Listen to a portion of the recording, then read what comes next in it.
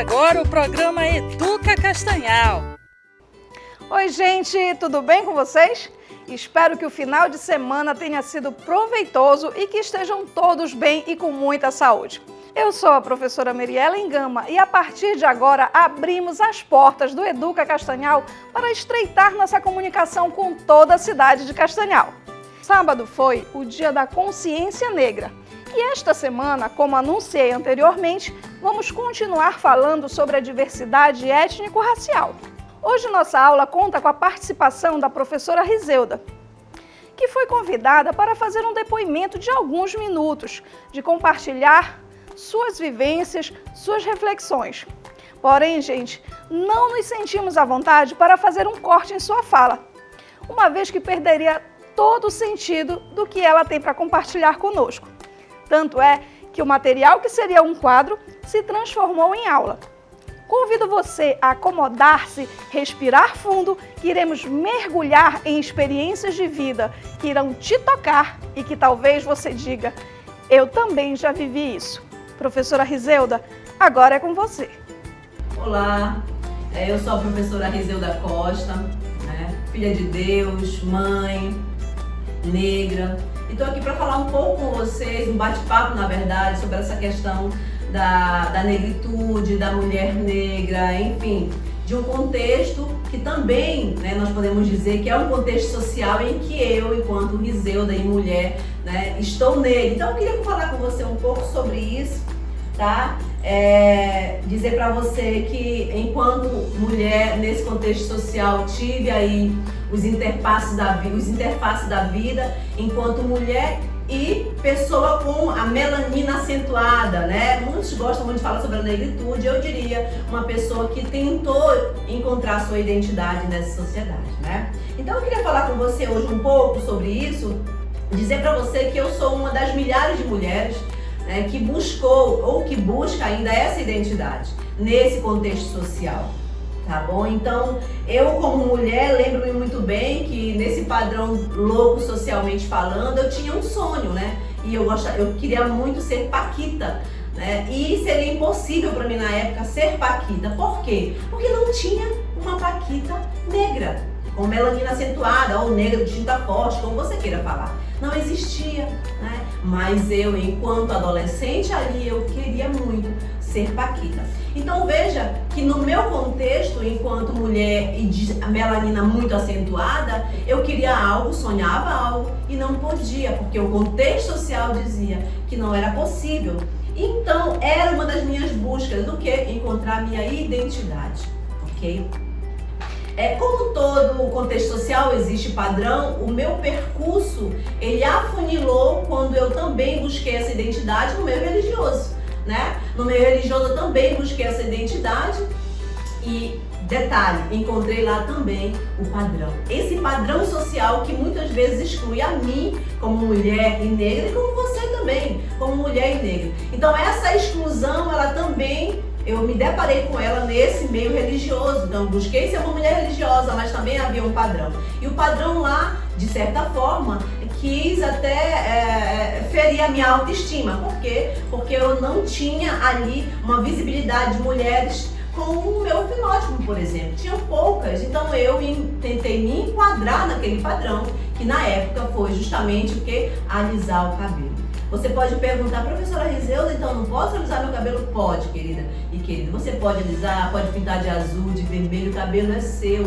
Porém, quando você entende quem você é, não apenas um alisamento de cabelo ou um cabelo solto ou natural vai definir quem você é, E eu encontrei ali uma dificuldade para mim. Como eu, Rizeuda, mulher com a melanina bem acentuada, irei me encontrar naquele padrão.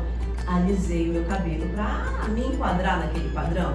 Um padrão que eu entendia, que a sociedade colocava, que era o ideal. Então, percebam que existe um padrão em todos os segmentos institucionais, o social, de beleza, e eu queria me enquadrar. Olha, vejam que loucura, E eu, em busca da minha identidade, então, alisei esse cabelo. Porém, aos meus 37 a 38 anos, eu tive uma descoberta. Qual? Me descobri negra. Negra por quê? Porque eu percebi que eu não precisava viver esse padrão social que a sociedade dizia que era um padrão de beleza, né? Então eu comecei a perceber que a minha negritude, o meu cabelo afro, né, esse cabelo, né, que alguns chamam de cabelo ruim, se você provou o cabelo me diga o sabor, porque não existe cabelo ruim, né? Esse cabelo, né, que eu digo que não é a moda, embora alguns dizem que é moda, não é a moda. Esse cabelo é uma característica da minha identidade. Então veja que muitos aderem ao cabelo afro, né? Que eu digo afro porque está na nossa gênese também, como uma moda. Mas no meu caso, possivelmente no teu caso também, não é uma moda, é a tua identidade. Então quando eu me percebi negra, agora porque eu estava ali assumindo as características do fenótipo, né? Que é prático, de quem tem a melanina acentuada. No caso, eu sou negra de gita forte. E essa identidade, o percurso dela deixa, né, na sua formação algumas cicatrizes. Eu, por exemplo, como menina negra, na época, eu sou da época da música do Negro do Cabelo Duro, não sei se você ainda lembra, porém eu sou da periferia daqui de Castanhal e o destino me colocou para morar próximo de uma taberna que tinha um tubo. Então, para me comprar o pão anual, eu precisava passar por esse tubo. E era no período dessa música, Negra do Cabelo Duro, que não gosta de pentear quando passa na boca do tubo, né? E aí, se você que sabe a música, aí você vai lembrar, era um tormento. Então, na formação da minha identidade, foi deixada algumas cicatrizes, né? Eu vivi ali um tormento de ter que ir à taberna e aí eu era acarretada por meninos ou pessoas que olhavam para mim e cantavam essa música. Então veja que essa formação de identidade é um percurso de vida que você tem um segmento de descobrir-se como negra nessa sociedade. E essa formação de identidade já parou para pensar que a nossa criança, a criança negra que está dentro do ambiente escolar, ela também muitas vezes é uma criança que está ali segregada, né? Ela é racista? Não, porém, né, de acordo com pesquisa científica, se diz que a criança, a partir dos 3 anos de idade, já consegue perceber a diferença em relação ao seu fenótipo, ok? A sua cor.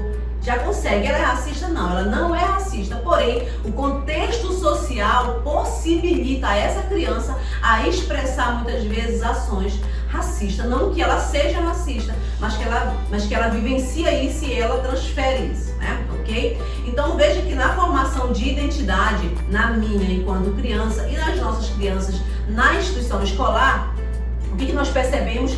Que existem ali algumas crianças que precisam ter a visibilidade enquanto criança negra. Muito se fala do negro, por exemplo, mas da criança negra não se fala muito. Porém, essa criança está aí, ela está em processo de formação, né, de identidade, de encontrar essa identidade. E a escola é um ambiente propício a isso. Por quê? Porque é um espaço de formação, principalmente de identidade, né? Então, essa criança que vivencia isso no âmbito escolar, ela precisa ter uma atenção específica para que possa haver uma formação de identidade igualitária, né? Como sou então uma profissional da área da educação e vivencio no dia a dia em relação à formação de identidade especificamente na educação infantil, nós dizemos que temos aí a autoridade, porque vivenciamos isso, de falar, né, que existe sim essa possibilidade de auxiliar, de ajudar, de contribuir na formação desses pequenos, dessa criança que está no ambiente escolar, ok? Então, um dos pontos, né?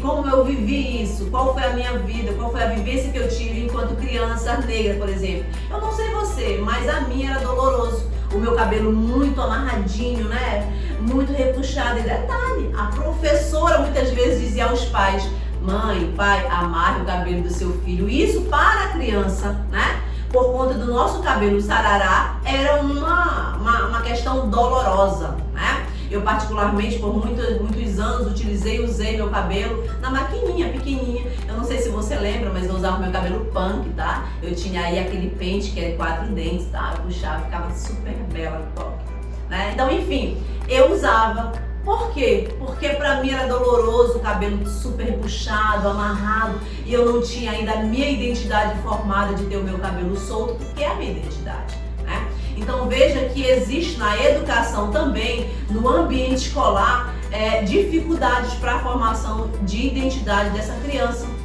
Para mim, comigo aconteceu isso, né? Eu vivi isso na educação. Então, eu consigo falar um pouco do que vivi e do que vivo, porque sou profissional da área.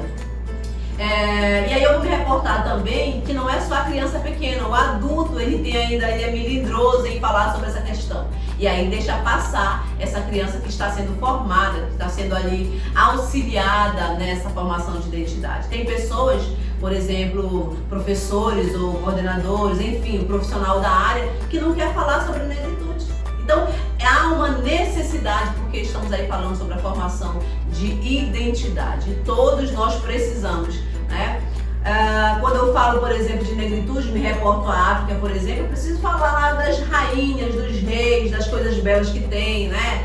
Das riquezas, né? Eu não posso esquecer do sofrimento, ok? Mas preciso ainda da visibilidade que não é só sofrimento, que existe aí na negritude uma perspectiva boa, positiva, né? Que existiram e existem homens, existiram homens que não eram escravos, eles foram escravizados, né? Eu digo na chegada aqui, enfim. Mas quando eu falo aí da negritude, eu não quero me alongar muito, quero falar um pouco mais sobre a questão da formação de identidade. Eu quero dizer para vocês que estão me vendo, me assistindo, que existe sim uma possibilidade de encontrar essa identidade. Como, Rizilda? Na liberdade, né? A liberdade te dá essa autoridade de identidade. Eu, enquanto mulher, né? Enquanto professora, enquanto mãe e enquanto pessoa de melanina acentuada, de negra de tinta forte, né? E nem me chame de morena, tá? E nem de mulata, porque isso é uma afronta. Se você que entende, nunca faça isso. Chama uma mulher de mulata. Tem um significado pejorativo, mas nós fomos ensinados, olha que mulata linda, olha o rebolado, ei, para com isso. Isso é uma afronta à mulher negra, tá? É um nome pejorativo. Pesquisa que tu vai ver esse segmento de nome mulata, tá? Não faça mais isso. Por favor, não faça mais isso. É uma afronta para nós. Na educação infantil, como eu vinha falando, especificamente na minha formação, vivi algumas cicatrizes. E essas cicatrizes, elas foram sim saradas. Quando, Rizilda? Quando eu encontrei a liberdade. A liberdade está em você saber quem você é. A negritude não está em sentimento, está em ser. Não dá para eu falar da negritude sendo uma pessoa branca. Eu tenho um sobrinho branco lindo, maravilhoso, porém ele não é negro. Então não dá para dizer que ele pode sentir tudo que eu, enquanto mulher negra, enquanto mulher com, né, tinta forte, sinto em um ambiente, por exemplo. Já vivi, já sofri muito racismo, e preconceito, tá bom? Já sofri preconceito por ser mulher, por ser negra e por ser mulher cristã que defende a sua fé em Cristo Jesus. Já sofri isso também. Por quê? Porque não tem, a mim não se tinha esse olhar de mulher negra, mas que defendia a sua fé em Jesus Cristo, né? E eu sou essa mulher que defendo a minha fé em Jesus Cristo, né? E aí eu descobri a liberdade. E tem aí um homem, né, chamado William Seymour, que foi um homem filho de escravos, um grande abolicionista, alguém que eu tenho como referência, que teve aí 600 mil seguidores, era um homem que lutava contra o racismo, ele era afro-americano, mas que foi um homem que tinha um entendimento que através, né, do conhecimento, da liberdade em Deus, poderia haver sim essa unificação, essa harmonia entre pessoas, né, de cor. Alguns dizem que pessoas de cor é a negritude, sou eu, conversa, né? Eu não quero aqui me alongar, porém, o negro nasce negro, cresce negro e morre negro, né? E aí, algumas pessoas que têm poucas melaninas, ela nasce vermelha, né? Ela cresce vermelhinha, alguns ficam roxos, enfim. A pessoa de cor não sou eu, né? Então, eu queria, assim, falar pra vocês que essa pessoa que é referência pra mim, como uma pessoa que lutou contra o racismo, ele era afro-americano e ele foi um homem que deixou o seu legado. Rua Azusa, número 312, em um grande mover espiritual. Ele é minha referência negra porque lutou contra o racismo, né? Pesquisar depois sobre ele, William Seymour, um grande homem de Deus, né? Tinha tudo para dar errado, era negro, muitos falam negro, ele era cego de um olho, filho de escravo, mas ele lutou porque encontrou a liberdade. Essa liberdade que eu falo, ela está em um nome de 4 letras, no amor. Alguns falam de amor e eu quero aqui falar para você que existe sim a possibilidade de viver esse amor. E amor não é um sentimento, amor é uma pessoa que se chama Jesus Cristo. Mas eu quero deixar para você aí uma chave poderosa, né, que nos leva à liberdade. Eu quero compartilhar contigo porque isso para mim é muito poderoso. Então, recebe essa chave aí, João 1,12. Que vai falar, né? Mas todos aqueles, quando receberam, foi-lhes dado o poder, né? Olha só, de serem feitos filhos de Deus. Essa é a chave. Essa é a chave. O amor ao próximo, o respeito ao próximo. Essa é a chave para que haja, né? Esse reconhecimento de liberdade. O amor, o respeito ao próximo. Você tá vendo a minha pele, melanina acentuada? Ok, mas o meu sangue é vermelho como o teu. E o que vale para mim e para você é justamente esse segmento, essa chave poderosa. Sermos reconhecidos. Todos somos filhos de Deus. A cor pode haver tinta fraca e tinta forte, mas nós temos o sangue vermelho. Então você, assim como eu, somos considerados e fomos feitos para aqueles que creem, filhos de Deus. Muito obrigada. Eu quero agradecer aí a equipe da CEMED que me fez esse convite. Me senti privilegiada. É uma honra para mim estar aqui com vocês. Muito obrigada. E então, gente, como acolheram as palavras da professora Rizeuda? Confesso que muito nos tocou no momento que estávamos gravando com a professora. E é muito simples a chave que a Rizeuda nos fala, que ela nos propõe. O amor, o respeito. A sociedade precisa de mais amor, de mais respeito uns com os outros. Muito obrigada, Rizeuda, pela partilha de sua vida conosco. Com certeza será exemplo, incentivo e apoio para muitos. Mas dando continuidade à nossa programação, vocês sabem muito bem que as segundas-feiras são dedicadas à educação infantil e que estamos em uma aula diferenciada hoje. Mas teremos a participação de uma criança maravilhosa que se dispôs a trazer a sua fala aqui para o Educa Castanhal. E a partir de agora vocês vão conhecer a Kemily Vitória de Sá, no quadro Personalidades Negras Castanhalenses. Bem-vinda, Kemily!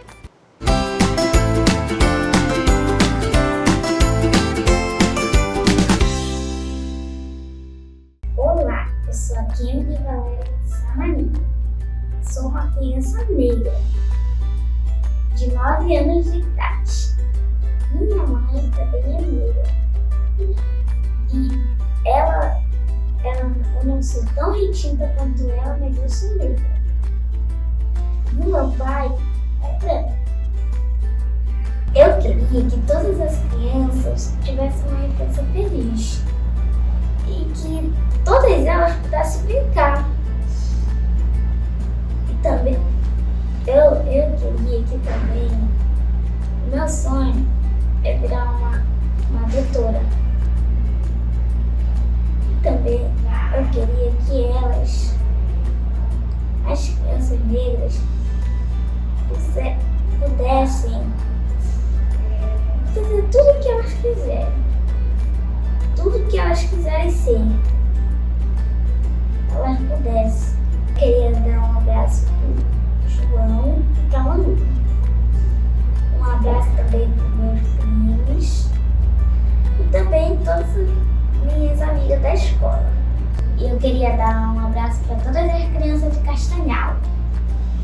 Gratidão, Kemily. Gratidão, Rizeuda. Muito importante ouvirmos o outro, dar a voz ao outro. E aqui hoje tivemos importantes falas de uma mulher e de uma criança negra que se propuseram a levar aprendizados a partir de suas vidas. Vamos exercitar mais a escuta, o respeito, o amor. Fiquem todos bem e até o nosso próximo encontro. Tchau!